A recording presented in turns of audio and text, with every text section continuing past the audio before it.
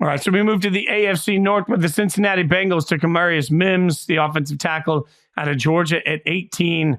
Let's see on that one. Chris Jenkins, the defensive tackle, goes in the second round. I really like that one. Jermaine Burton, the wide receiver out of Alabama, needs a little bit of work. This was an okay draft. It felt like a B- draft to me for Cincinnati. Where are you on it? I gave the Bengals a B. The Mims pick is it kind of turns this whole draft, right? Like he's a guy who didn't play much at Georgia, but when he did play, he looked really good. Obviously a size athletic freak coming out. He's got the goods. It's just, can he stay healthy?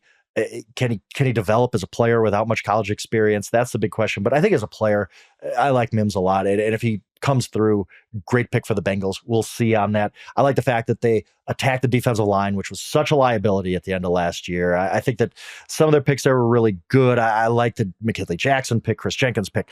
Both of those really fit a need. And to me, the Burton pick we're going to look back in a few years, and a Jermaine Burton pick for the Bengals is going to be one of those picks where we're saying, how did he go in the third? I just really like this fit.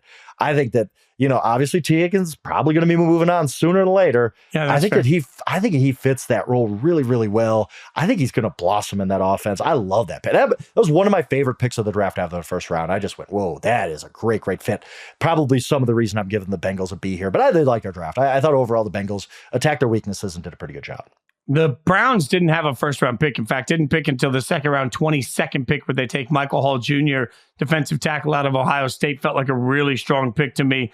Zach Zinner, the guard, goes in the third round. Jamari Thrash, a wide receiver people love out of Louisville, goes in the fifth round. Like, they didn't have a lot of assets here, but I thought they did a pretty good job with what they had. So it feels like a B to me.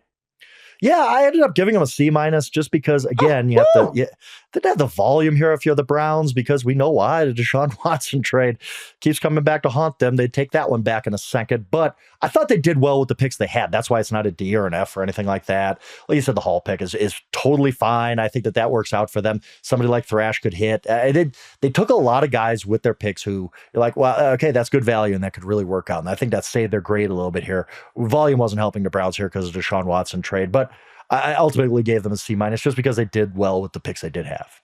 Baltimore crushed it. They always do. They get an A from me. Nate Wiggins at 30. Sure, I know there's some issues there. There's some questions there, but they're going to get the best out of him. Roger Rosengarten, the offensive lineman in the second round. Brilliant pick. When Adisa Isaac went off the board, we all looked at each other on our broadcast and said, how the hell is Adisa Isaac still sitting here? TJ Tampa in the fourth round, somebody that could come in. Like, all Baltimore does is just sit their best player available their way to a really good draft. I thought this was an A for me. Yeah, I probably could be convinced. I gave them B+, just because I'm not the biggest Wiggins fan in the world. He is a very slim guy, but you got to trust the Ravens when it comes to evaluating players of any position, especially cornerback. They've had a lot of home runs there. TJ Tampa was a great value pick. I can say that about so many of the Ravens picks. Good value pick, because that's what they do. They sit back. They wait to get the top guy on their board every year, and it works out so well for them. And then they develop these guys too. So I gave the Ravens a B+. I'm probably a little low. Could have given them an A-. It was a really solid Ravens draft. If I was to just tell you the Ravens had a Ravens draft, you'd nod your head without even knowing the players and say, yeah, they just got a bunch of guys who slipped for some reason and took incredible value at just about every pick. That's what the Ravens do. Now, I said that the Ravens had the best pick in the draft, or best picks in the division, I should say.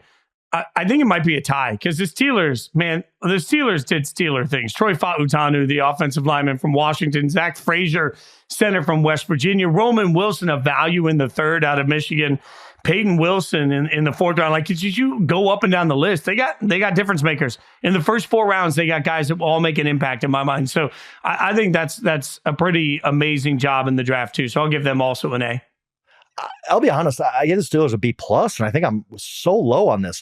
You look at the consensus grades, which are compiled. The Steelers got the top grade of all the draft. The people who do the exercise we're doing with the draft grades. I was shocked by that. I thought they had a good draft coming out of it. Everybody thinks they had a great draft, and that might be true. Fatuanu is obviously going to be an impact guy for them. They've needed to rebuild a line for so long.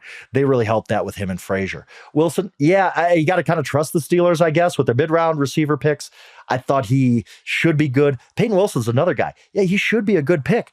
If he stays healthy, guys who are constantly injured in college usually get healthy in the NFL. He reminds me kind of like Alex Anzalone, who is a very, very good player when he's healthy, but he can't stay healthy. And that could be Peyton Wilson's problem. I hope not. I hope that guy plays 17 games a year until Roger Goodell makes it 18 games a year, and then he plays 18 games a year for the rest of his career.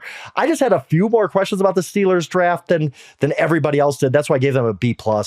Obviously not a bad grade. They did well. I just didn't see this as, wow, this was the best draft of any team in the NFL. I thought they were good, solid, filled a lot of needs, but a few more questions than everybody else has on the Steelers. I think the reason so many people are high on it is just because it feels Steeler-esque. They took offensive linemen and things like that. Totally so fine. Yep. I'll give the Ravens the best in the division and the Browns probably the worst just because there wasn't a lot there for them.